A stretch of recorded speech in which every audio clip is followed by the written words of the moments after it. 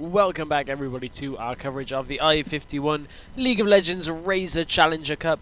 We are in game number 2 of this best of 3 series between Rain and eNigma. And Rain have a 1-0 lead from a very fast ending game number 1.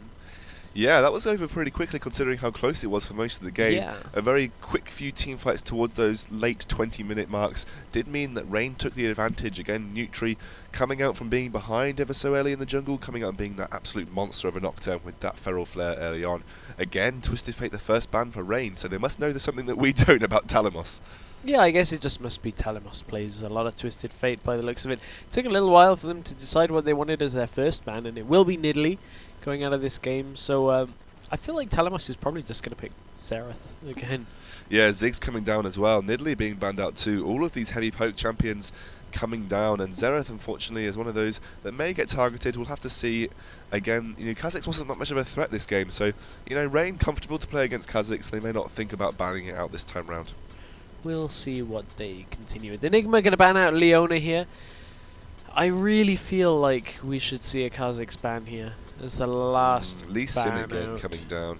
Maybe Gilgamesh plays a bit of Lee Sin, but we didn't see him play it when it was open, available earlier. He's actually pretty much played Kha'Zix most of this tournament. Yeah. So Leona coming down and Orianna being banned out against Digger. So I do like the Orianna, but I didn't think it was the be-all and end-all of that game. I don't think it was. I think Jax was the problem, and Nutri going straight for that Kha'Zix this time, saying, "Hey, we've got first pick. I want it. I'll take it." I feel like if they were going to ban any of the champions, Orianna would probably be the last one that I would have expected them to have banned, the ones from last game. So kind of surprising to see the Orianna ban, but I guess they just want as many uncomfortable mid laners in this game as possible. But Talamos is going to be pretty comfortable on the Xerath if he does decide. But they're hovering over an Evelynn for the jungle right now to go up against Nutri's Kha'Zix. And Snitch probably going to go over to Lucian this time, not going for that Graves that he had last time. Haven't seen an Evelynn in the games that we've casted so far. Yeah. So it'll be interesting to see how this dynamic plays out. Obviously, you can run with Evelynn two ways in the jungle. You can go for that AD build that Diamond Prox made very popular in the LCS, where you run Lizard Elder into Hex Drinker and then start to go a little bit tanky. Or you can go AP, which scales better into the late game. Lulu being locked in for possibly the mid lane or support. We'll have to see. Digger obviously versed on quite a few meta mid lane champions at the moment. Interesting to see. I didn't realise that Slight is actually Omega. Oh, right, okay. So Slight is the Omega from Infused previously. So did a duo lane with Bolt, who was his support at Epic LAN. Fortunately, a lot of the rosters have changed around since then. But yes, Omega, one of the more prevalent AD carries in the UK, along with Samwise.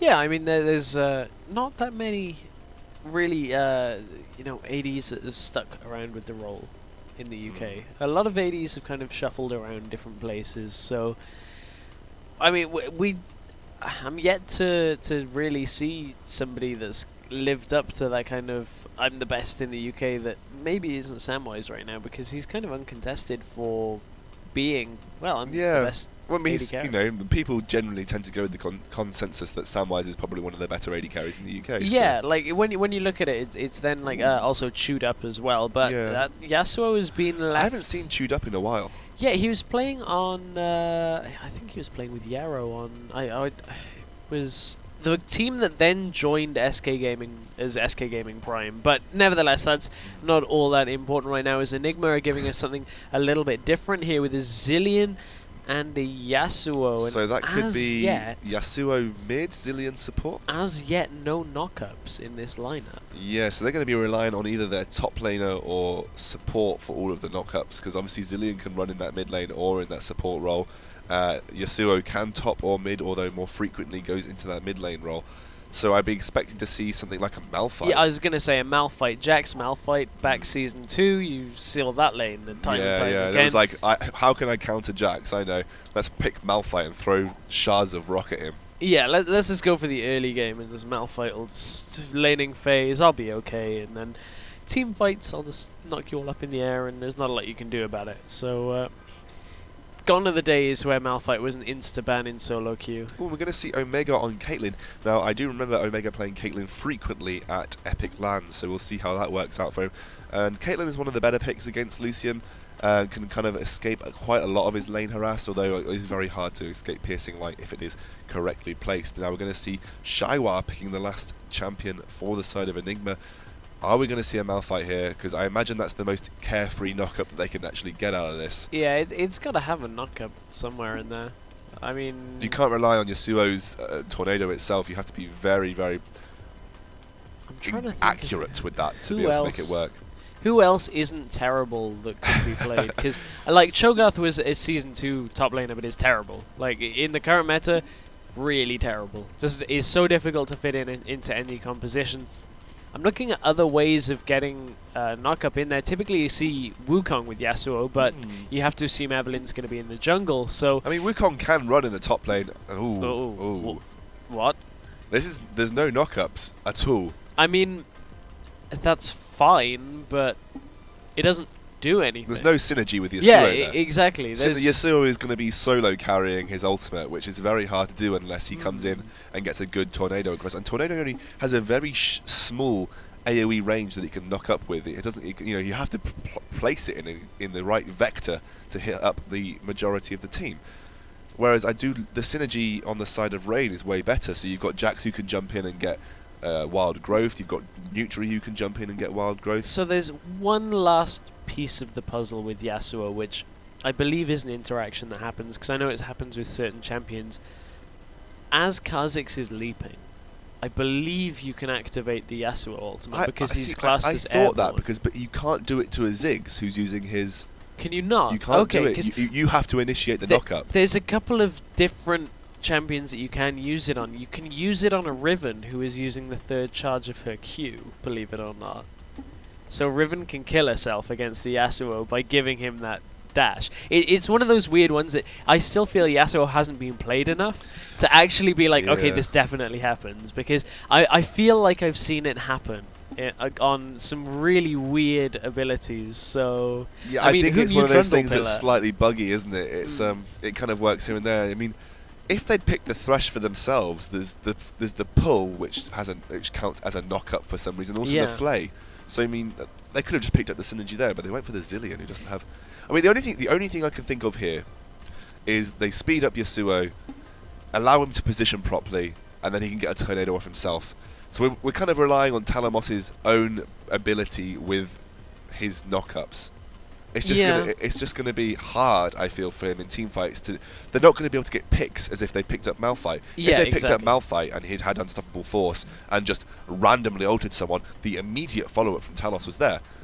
But now that Talos doesn't have that, the picks are going to have to be initiated by him, and that's a slow-moving tornado. Such a difficult thing to work into it. Is the way I'm guessing it's going to be is Agony's embrace from the side with that flank from Evelyn that we always see. Slow them for the tornado. The tornado knocks him up. Yasuo goes in. If he's low, you put the Zillion ultimate on him. But from there, it's like... What do you do after that? Like, Yasuo needs his ultimate to... Yeah. That's what he does. He holds and suspends on a team for about a second while damage comes down. And if they're building Evelyn the tank AD style, that means that Yasuo's AD, Lucian AD, Evelyn won't be building much magic. She'll have spatterings. The same with Renekton. He'll have that little bit of magic damage in his ultimate, and that's about it. And Zillion doesn't build full AP from support. We've seen that builds utility.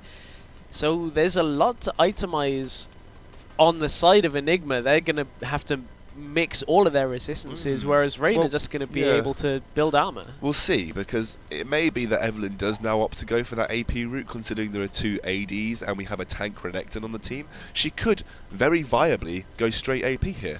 Yeah, the problem with that though is that then she just... Her clear is better, but she survives less damage, and you're relying only on that Agony's Embrace shield to allow you to survive through. The key to playing AP Evelyn is having really good understanding of positioning, and you need to come in a bit like Katarina's. You come in kind of when the team fight's already started taking place, so she's not going to be able to initiate with Agony's Embrace very well if she goes down that AP route. Like, I don't know. This team composition from eNigma is one of those ones, if they get ahead early, they're going to stomp. If they don't, I feel they're going to really struggle going into an even team fight.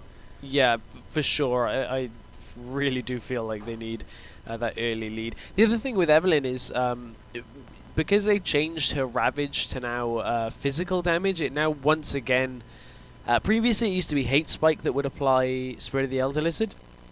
Then they made that magic, so you couldn't deal Elder Lizard true damage from it. Now they've changed it to Ravage, so you can stick on people again with Evelynn. So that's the whole tank style of Evelynn, is you get that red buff plus Elder Lizard to begin with, then you get the Randuin so you can slow them with the active, and you just stay on top of somebody and again continuously chunk them down. Yeah. So we do have... I mean, we've spent this entire time talking about eNigma's team composition, but let's have a little look at Rain's while we're in the loading screen. So, Nutri in the jungle with Kha'Zix, we have seen that previously. Lulu for the mid lane and Digger. We've got Slight, or Omega, on Caitlyn. And we have Warrior on Jax yet again. Blackjack on his Thresh also. Good pick composition here, and Lulu can ult both Nutri and Warrior, who can position themselves really well in teamfights. I do like this team comp. It's a bit of a hope Thresh gets a hook to sort of land a pick, and then Nutri can jump in as well as the Jax. And the team fight is all going to be centered around keeping Jax alive to do the damage across the rest of the team fight, as well as Nutri with the wild growth. Lulu also getting damage across with their glitter lance. But apart from that, there's no ultimate synergy there. There's no like we were hoping for on eNigma's side. They've just got a very standard meta team comp right now. Yeah, that was what I was going to say. Is I think if you went up to any player and was like, give me a meta team composition, it'd practically be this one. There'd be very few changes to all of the positions right now on the side of Rain. So we are into game here in game number 2 of this best of 3 series between Rain eSports and eNigma. eNigma on the red side, Rain on the blue, and Rain have a 1-0 lead. And we saw Yero play Zilean support earlier in the tournament, and the runes coming out for Shaiwa are very similar to the runes used on Yero, so maybe following suit a little bit there. They're going to have a 5v5 mashup here. They're going to see them move into that brush, so now that eNigma know they're there, Omega's just going to back off the side. Mancastle is going to get spotted out by Rain, so it's going to be a 5 versus 5 here. Mancastle just, I think, doing a bit of acting, trying to sort of look like he's just defending as opposed to... Oh, Shaiwa is going to show himself right to the edge there. The hook comes out and just misses at the last moment. Mancastle's going to take a bit of damage. Nutri has a bomb on his face, but he is walking very close to his team. Doesn't manage to get it off onto the rest of the team though. This is going to be a tentative back off from both sides. But you're seeing a lot more invades the later the tournament goes. We are, and I think it's just that the team's just feeling more confident. That first game of this series, where 2 kills went to both sides, was the most explosive level one we've had in quite a while. And I mean, oh, that was explosive. It was. It was. I think we'll struggle to top that one. Yeah, in 2 kills on either side. I mean, it was very even as well, which is what we like to see in a level 1. We don't like to see. Sometimes a level 1 stomp will really dishearten one team, but the fact they came out with 2-2 meant the game was even all the way to the end of the bat. So right now, Talamos in that mid lane again, like we expected. The lane swap has been initiated by both teams again, so both of them calling the bluffs on the lane swaps there. So we're going to see a 2v2 Caitlyn Thresh versus a Zilean and Lucian. I believe that Zilean and Lucian were there to try and damage out or battle out the Jax with the harass.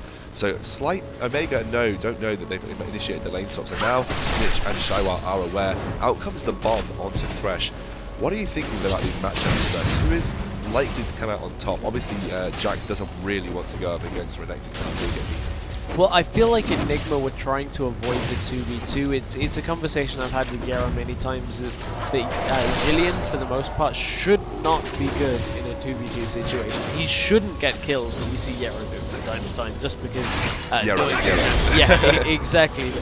In theory, he is not good in the 2v2, especially not against a lane like Caitlyn Thresh, who have the range, who have the hooks, have the dueling potential over everything you have in lane. So I feel like Rain have just called this. They've seen Zilean become a little bit more apparent in the way that team compositions are made recently, and they're ready for this.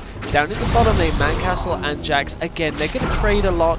This is this kind of lane that they'll end up fighting a little bit, and then backing off and farming, and then fighting a little bit more, and no one's really going to get a kill without jungler intervention unless one of them makes a big mistake. Castle is going to come down, stun onto Warrior, gets down. Cole and Meek is going to come out, but there's the counter strike.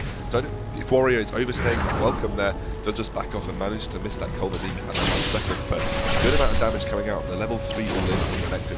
Very scary. Yeah, Warrior hadn't hit 3 himself, so it was one of those things that he had that little bit extra of a way of fighting, but again, neither of them have lights. Here is Evelyn. Digger's going to get taken down likely unless he can get a fancy flash out of the way. Flashes into the jungle side, and then Gilgamesh is going to follow up. Heal coming down too. Probably a little bit of a waste of a summoner spell in my opinion. Was pretty much doomed to go down. That's the power of Evelyn. Oh, Caitlyn taking out Zera from that top lane, and like we said, Rain Nutri doing exactly what he needed to do and getting a gank in that top lane. So a good even trade between the two. Oh, the play comes out onto Snitch. He needs to be careful, and maybe he can get a couple of auto attacks up there. Yeah, it's good fighting potential with a Caitlyn Thresh alongside a Kha'Zix. And I feel like that flash in the middle lane, as you mentioned, was maybe a little bit needless, because when you're flashing towards your opponent's side jungle and then using a heal, maybe you should have just conceded that one earlier. Got yourself back, kept the summoner, and now he's just vulnerable in lane. Digger, for a Lulu, shouldn't be vulnerable, but has no summoners, is nowhere near level 6 to survive. He's only level 4. Yeah, he needs to be really careful. And unfortunately, with flashing and healing, he's now made himself a target for an Evelyn gank, and he hasn't picked up a pink ward to be able to protect himself against that either, placing it probably in that small brush near the Baron. Now, Nutri knows that something's going on in the jungle, I feel, so he's going to be very careful about which path he takes to get towards a gank place. He's going to put the pink ward down for Lulu, so that has gone down. Nutri is pinging it. Gilgamesh is now going to head round. He probably will check that brush. No, he's not going to. So that's going to pick him up as he's walking round. He's going to be pinged down, and Nutri is going to know he's there. And like he said, he is going to target Gilgamesh. He's going to get a good isolation kill. Isolation, he's going to get a jump from Nutri. He's going to get another isolation Q. The speed up and the flash from, the speed up and the glitter lance from Lulu doing good work to slow him down. Nutri picking up the kill. And again, that shows you the power of these placed wards in picking up Evelyn early on. That's Evelyn 101 though, is this bush. Yeah. Is you if you're going to gank mid lane, there's 2 bushes you check if you're on that side. If you're top side, you check this bush on the way in. If you're bottom side, you check that bush. Because of the change to pink wards, you see them. Bottom lane, there's another little bit of a fight. This is very scary for Warrior. He's already used the counter strike. He needs to be really careful because Golden Leap is going to go out holding. He's not level 6 right now. Leap strike comes out. Wow, very close. Mancastle getting taken to the last breath right now. Oh, and the jump onto him with the empowered strike right there. Warrior getting the better of Mancastle. Really shouldn't be early on as well as Jax. Should not be able to do that, as you said, without a mistake there, and that mistake was overstaying. But yeah, Evelyn should check those bushes on the way into lane. It takes maybe 5 seconds longer, and you get a free pink ward. If you get the pink ward, it's a win. 30 gold is like an epic one. But it's not only 30, because they then have to invest another 100 into getting another ward for it. So it's a big gold swing for one member, especially the jungler, as it was Nutri that placed that ward. Yeah, so Evelyn getting caught out by basic tactics. She probably should have been aware of that, like you said, having ganked from that side previously. Obviously, they were going to put down some protection so that it wouldn't happen again, because obviously Lulu had both the summoners. I think Rain are self-aware enough to know that they would need that pink ward. Unfortunately, that just means Gilgamesh getting called out, losing his buffs. Heading towards the Spirit of the Lizard Elder, as is Nutri. Nutri being a little bit behind on CS, actually being 10 CS down on Gilgamesh, who has been farming pretty heavily, also invading Nutri's side jungle, so Nutri has a good there. Mancastle level 5, Warrior's level 6, so as soon as he gets that empowered strike from his ultimate, every time that he can, he's got a little bit to go into his level 6, going to slice and dice out of the way there, so he's not going to take too much damage. Mancastle, I'm looking at it, he's got the Vamp Scepter. Do you know what I've seen a lot of Renekton's do? Is this the Blade of the Rune King? Okay, so I'll get this point in a sec, because I have a feeling there's going to be a top lane game coming really soon, and I don't want to just jump into it. Evelyn is level 6, and Omega is very close to being used Agony's Embrace. He's really biding his time. really biding his time. He's, like we said, he's a very patient jungler, but I do feel like Omega knows something's up. There's Gilgamesh on the side. They're too close to the turret, I believe, to get much out of it. And heals. Oh, wow, he jumps and face checks right into it. The heal comes down. The Lantern at the last moment, but I feel the bomb is going to finish him off. Yeah, that's a dead Omega, I'm afraid. Fresh trying to get a last-minute kill onto the Lucian, and Nutri is going to rotate round and try and pick off Everton. He has to be very careful right now, though. There's the Void Spike. He's going to jump onto him, going to slow him down. I don't feel like he's going to rotate round because Evelyn knows she's got the backup of her top lane, although she is going to turn around and try and ward Nutri a little bit off. As you were saying about this Blade of the Ruin King, there was another kill in that bottom lane as well, really? which really ties well. Right as that kicked off, there was another kill in bottom lane for Warrior. Brings your point round to bring point. So, Blade of the Ruin King Renekton is something that people have been doing recently, which I feel isn't quite tested enough to be, it should be what you do every game. A lot of times, you built Tiamat on Renekton because it essentially Tiamat would animation cancel the stun from Renekton and allow you to slice and dice. Keeping an eye on middle lane, but it should just be for now. So you get that animation cancel, which is why you'd buy that active item. I don't know whether the same applies to Blade of the Ruin King, and for me it feels like it doesn't make a Renekton tanky enough in a Renekton Jax lane for Renekton to survive and out-duel a Jax this early on, because Jax shouldn't have a lot of damage early on. So that little bit of health, that little bit of armor should survive. I'd say the most recent person to do Blade of the Ruin King Renekton in a competitive game was Westrice in the NA LCS promotions. He did it every time he played him. Now, it's something that the Koreans brought in OGM because it gave Renekton a little bit more late game prowess than he had previously. So he had he could build Fury quicker, basically. Okay. You build the Fury quicker because you have the increased auto attacks, and your auto attacks give less damage. So you're a tank who's a tank shredder. And it made him a little bit more relevant late game. The problem is it does trade off early game damage, because obviously Blade of the Ruin King does not provide high damage. So basically, we haven't got an engage. It looks like Jax is going to go onto Gilgamesh. That was a blind hook onto Gilgamesh as he was aiming for Mancastle. Is he going to get away with it? No, he comes in with the jump. He hasn't evolved that leap yet, but it was enough to get the kill. They're going to pick up Dragon and a kill onto Gilgamesh for their troubles. Right now, Rain have eNigma by the scruff of their neck, and they aren't letting go. Teleport up to the top tower to save that one as the rest of Rain push on towards the middle. That would be a good secure here if they can take down this middle tower and not concede the top tower. Yeah, Warrior needs to be very careful though, because he can get focused down under turret, especially as the culling is available for Lucian. And heal as well, and exhaust. All of the summoners are available for eNigma, so they have to be careful that Warrior doesn't just get dozed. Looks like Digger's going to get jumped on, and great ultimate coming out, but there's the wild growth at the last minute, and the ignite is also down. Digger's going to escape with his life. I do like the Lulu pick into Yasuo, because even if you get ultimated onto, you can wild growth yourself and slow him down so he can't get the auto attacks on you post last breath. Yeah, that's the game mode. Oh, okay. Fix that a little bit. So we boost the audio. We are making sure all of our equipment is working. We had a bit of a buzz earlier. Managed to fix it out though, I believe. I believe we rooted that one out. If it hasn't, do let us know. Does look like mid-lane turret is going to go down to Mancastle. He doesn't really want to 1v1 Jax anymore. There's Gilgamesh getting sorted out by that health pick. He can no longer go invisible. Slowed down by the glitter rounds too.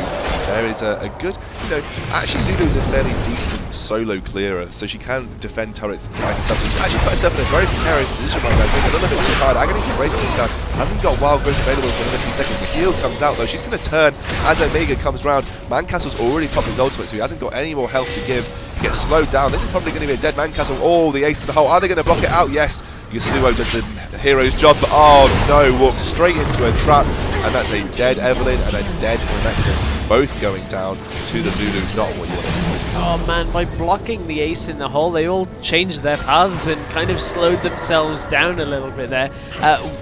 I don't even feel like all of them could have blocked that without dying, so it was one of those cases that I'm not sure that blocking that really worked out well for them, but they got one member away, but they're losing an inner tower for it, as Rain are pushing that one down already. eNigma, not quite as close to Rain in this game as it was in the last. No, and unfortunately Rain showing their prowess across the field right now. Nutri again going 2-0-2. We have seen the standards before, and he's performing to a similar standard this game, so again doing very well. 2k gold advantage. Now we talked about gold advantage in the last game and how it becomes less relevant the further you go on, but 2k at 12 minutes is a significant advantage. Yeah, that's a significant advantage. When you look at the items down the board, you can see Static Shiv has been finished on Yasuo. That Avarice Blade was ticking up gold, which is another reason why they're ahead, just little bits of gold here and there, but it's a finished item as opposed to Lulu, who's got a Seeker's Arm Guard and a Fiendish Codex. Yes, boots as well, but as for actual primary items, that mid lane just... The gold difference is better on a side of yeah, side. I know. I was like, I was saying it then, and I was looking at Yasuo with an Avarice blade ahead in lane. And if you guys could see what was happening in the caster's desk right now, I kind of turned and looked it's at okay. Stress. It's fine. It's because I was distracted by the fact I was looking down the lanes, saw them all ahead, and was like, well, they must be winning. Although Yasuo is winning out the lane. Yeah, you are completely correct. I mean, like, you look at the CS, and it doesn't feel like Rain are winning. No, Looking at those CS numbers. Very much so. Yeah, okay, I derped completely on that one. Fine, I'll completely hold my hands up on that. But in terms of overall items, there was a tier 3 item completed on Yasuo, and Lulu has not yet finished anything. You don't have to dig me out of that hole. Don't worry, it's okay. I put myself in there. I'll dig my way out of that one by passing over to you. See you in China. But no. So right now we've got a good global gold advantage, like we said, actually being counteracted by the CS advantage that eNigma are holding. So it was 2k, now kind of clawing it back down to about 1.5. So they've managed to get a 500 gold lead back somewhere. Dragon's going to come live in 1 minute 30. I don't think Rain are going to give this one up, seeing how tight their dragon control has been across most of the games, unless again Amiga decides to wander up to the top lane by himself. But again, he's now in that bot lane, so he's in the position to be there for the dragon. Mancastle now going up 1v1 versus Amiga. Has to be careful because the level advantage lies with Mancastle. And even though we're Renekton in 0-3-0, can still quite easily solo the Caitlyn with just a Bloodthirster. Yeah, and you're talking about the Mancastle up in that top lane. 0-3-0 is not something you'd expect from a 15 minutes. Especially versus the Jax. Yeah, it's highly unlikely, or highly uncommon. Really, I feel like... I don't want to blame it all on the itemization, because I don't feel like you trade off that much for it, but I feel like it was good laning presence by Warrior to get Mancastle in a position that he was too far out. To be honest, that's something that we've seen from Mancastle in the games we've casted, is he's very aggressive in lane and is making very risky decisions. Dragon is a point of contention around that area in 30 seconds. Looks like Gilgamesh takes a bit of damage from the Amiga on the sidelines there. Piltover Peacemaker to the face, going to drop him down to 50% HP. Nutri is on a similar level of HP though, so the both junglers just having to be careful about their HP levels. I did want to pick up on what I believe Mancastle's strengths are. He does play a lot of AP top champions, and he does seem to do a lot better with those AP tops. The Rumble, the Rise, even though he lost with the Rise, I think he performed very well. And his Rumble was very good. I think he needs to play to his strengths if he's going to try and win out. So I haven't seen Mancastle play too many. And right now, if you're playing Renekton getting beaten out by a Jax, you're not playing it to the best of your ability. Rain, however, are playing their dragon control to the best of their ability in this game. This time they secure the second dragon of the game without it getting... And I believe Omega was the mainstay of the reason that eNigma chose not to contest. And I think Evelyn knew she was low in HP and couldn't really go up against Rain, who do have the distinctive gold advantage. So, yeah, I believe Omega did a good job to get a couple of auto attacks and then auto the Peacemaker onto Gilgamesh. That's the kind of fragility that early dragons provide. If you take that kind of harass, it looks like in the top lane there's Mancastle is going to pop it onto really wanted that top lane turret. Warrior is just going to use the counter strike and lead strike to get away. Mancastle probably could have gone for that, but was just very scared of the damage that Jax can put out at the moment. He's just has learned from past mistakes, especially using Dominus that early. I'm not actually sure why he immediately popped it. I guess he just wanted some of that AoE damage for a little bit of time there, but he couldn't survive that fight. Had Warrior turned around and maybe had a jungler beside him. They hadn't seen Nutri in a while, and he was pushing up pretty far. Now, I've got a question for you, Stress. Morellonomicon coming down onto Lulu. Now, does the passive for Morellonomicon affect the regen or respawn health that Zillion's ultimate provides? I don't believe so. Morellonomicon reduces healing effects, so it inflicts previous wounds. I can't remember whether Zillion's ultimate... Because I know that it affects Renekton's ultimate. Right. So would it affect Zillion's respawn health that it provides? Oh, I don't know. We missed the kill. That'll be an interesting one to see. That's actually a miscellaneous fact that I'm not too I'm not too sure. Well, we can find that one out. That'll be interesting for me to have a look at. Does look like Nutri picks up yet another kill, though, in that jungle. We're now heading towards the Randuin's Omen, skipping out that ever so precious Hex Drinker, as you would not expect him to pick it up against this team. At all. Gilgamesh just being forced back. And like you said, Gilgamesh is opting for that AD build into tank build. That means no AP coming out on the side of eNigma. So all that Rain needs to do is itemize her armor.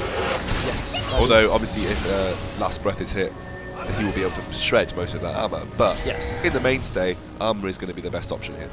Yeah, that's what you'd expect out of Rain, and it's one of those things that once the armor is there, it's then down to eNigma to get the armor penetration and the black cleavers and all that sort of goodness to shred through the armor and make sure that Rain can't stay alive. But that typically takes a little bit longer into the game to actually get, as opposed to just the resistances for Rain. But we are 8 kills to 2 up here in favour of Rain. 3,500 gold as their lead. 2 towers in that lead and 2 dragons. So that is primarily where most of that difference is between the 2 teams. Yeah, the 2 dragons is doing a big chunk of work for Rain's global gold count. The 6 kills also doing a bit of good work there as well. And they've gone to all of the people who want the kills to go on, really. 2 onto 3 onto Nutri, 2 onto Digger in that mid lane, 1 onto Omega and 2 onto Warrior. So again, good spread of kills. No one singularly fed, so no one you can focus particularly. Nutri's really doing damage. Jax has now finished that Blazing Moon King, nearly picked up the Phage too, so I just think they have to be really careful. Yeah, they have to be incredibly careful, and I mean, once Jax has that Trinity Force, we've seen a couple of different little builds out of Jax today actually. We've seen the Trinity Force with Bilge Water rather than finishing the lane first. I really want to see a AP Jax that Voidboy made popular. I really want to see Gwinsu's Rage Blade and the Hextech Gunblade. I don't know whether we'll see that. I'm not too sure whether that'll happen, but I mean, this time they've opted to finish the Blade of the Ruin King first rather than go for that Trinity Force first. But Rain can get themselves another tower here, extending their lead to 5 towers to 2. So 5 towers to 2 again. They've got a chunk of global gold. All eNigma need to do though is pick up a couple of global objectives and then sort of start clawing their way back. So eNigma are definitely not out of this. And, you know, we've seen it time and time again. A good Yasuo ultimate can change the entire face of a team fight, combined with the damage coming down from the AoE of Dominus and the AoE of Agony's Embrace. You know, they're not out of this yet. I mean, they've got a little bit of work to do. But that's the question we were posing in Champion Select though, is how do they get the good Yasuo? Yeah, it's difficult, very difficult. They've not got anybody for the knockup. Yeah, and I do feel like Malphite would have been the more solid pick. He doesn't do well in lane, really, Malphite, but it does okay versus the Jax, but obviously he's not one of the easiest champions to play with. Oh, Mancastle forced a flash just because the counter-strike came down from Warrior. He's very scared of this Blade of the Ring Jax right now, and rightly so. The amount of damage that can come out is incredible. There's a significant amount of damage that's going to come out from Jax. Let's check how much gold he's sat on. 1,600 gold is currently what Jax is on, so I guess he's going to head back fairly shortly to start picking up the components of that Trinity Force, and has teleport available, so he can be useful even from being back in the base. And as I say, that Warrior is going to head back to the base, has teleport available, probably won't choose to use it because it'd be a bit of a waste right about now, but they want to keep that for when Dragon is up in 20 seconds. So that is the next aim, I would imagine. But Slight is going to show himself in that top lane. There are 2 members already up there, so it might be a quick rotate here from Nutri because Nutri knows he can solo the Dragon down. Yeah, but right now, Shaiwa and Snitch look like they're going to start rotating around. Omega is in that top lane, or Slight rather, in that top lane, just going to start farming those minions up. There is Blackjack and Digger in this top lane too. Nutri is now rotating around, going to take out that ward at Baron. Gilgamesh is also there too, so this is a very tentative. Oh, Nutri has just got himself caught out, jumped straight in. The teleport is coming in from Jackson. He's got the Void Assault, so he's not going to be taking any damage. Mancastle fails his slice and die. He doesn't manage to get across the wall. Is going to get taken down finally, but the chrono shift is there. Actually, Zillion going down for his troubles, and unfortunately that was a pretty poor chrono shift because now everyone's dead. Yeah, that's 2 kills already. Warrior chasing in. I don't think he can go too far behind that turret, but they're just going to push the turret in instead. And that was a really nice teleport timing out. They managed to get that fight right on top of the two members of eNigma that would ultimately be falling there. And that's the last outer tower, so only base towers remain here for eNigma, and that's a tough spot to be in because it means the map is about to go dark for them. They've got to work a lot harder to get that map control. If that was anyone but Kha'Zix, that face check would have resulted in death. Yeah. But the Void Assault meant that he didn't take any damage across the board right there, and the Chrono Shift onto Renekton, while it was valuable, Zilean was then put himself into a position where he would die also, so unfortunately had no ability to escape. And it just meant that both of them died instead of just one of them dying. Now the Dragon Ball down as well, so that's what we were expecting Rain to look for fairly shortly anyway, and they now extend their lead to 7,000 gold here. 7,000 gold is 2 tier 3 items that are going to be in favour of Rain right now, although it doesn't strictly work that way. That's the overarching theme of the gold lead. And right now, Yasuo has now hit his core items, however, so we need to just pick up on that. He has now got 90% crit chance, so you know, essentially 100% crit chance there. And he's going to be doing a good amount of crit damage as well, because obviously Infinity Edge does give you the extra crit damage, which counteracts Yasuo's passive. So, can he do anything with it? He's not really had too much of a say this game. I think Yasuo has been fairly quiet for Yasuo. Yeah, the 001 is the tail of this. And I mean, he's got a lot of CS. That's good, I guess, if you want to farm. But Yasuo is really potent when he's snowballing and getting kills, Yes. and just getting kill after kill and setting things up. And again, you've mentioned it a couple of times. It's probably going to start sounding like a broken record, but Yasuo needs help. He's not really self-sufficient with regards to the knockup. He has a very small angle, small range knockup. But apart from that, if you want the full power of Yasuo, you need an initiation tool. And eNigma, do they know about this? They know Gilgamesh just got Gilgamesh is going to get forced away. He's going to get jumped on by the Thresh and the Lulu and the Omega. They're going to get their damage. I think Gilgamesh is going to go down, while Nutri and Warrior just solo out this Baron. It's going to be a free Baron going into the Surrender Vote already come out for eNigma. And, well, it was just a matter of time, in my opinion. It was a matter of time before it started being the base getting pressured, and I guess eNigma just wanted to call that quits and head to their next series. They will move down into the lower bracket games. I will find out who they will be playing. eNigma will be going up against the winner of, I believe, Perilous Void and Perilous Rift. I will just find that out though. Got the sister teams going against each other there. Let's have a look for you guys. I believe that's the second. Yes, so eNigma will be going up against the winner of Perilous Rift and Perilous Void. Right, that should be an interesting game, and then we'll have Infused playing against either GetBeckerLeague.com or London Conspiracy, who are 6th and 8th seeds, so they'll be going up against Team Infused, and then FM eSports Unicorns of Love, I believe, will be the loser will be going up against the winner of that.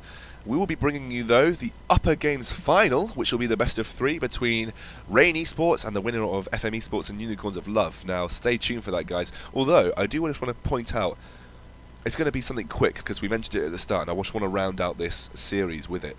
That last game, they picked a comp that we said had no synergy. If you're going to pick an out-of-meta comp, you need something that works. Yeah. And you needed a champion that would synergize with Yasuo. Agreed. And they didn't have that.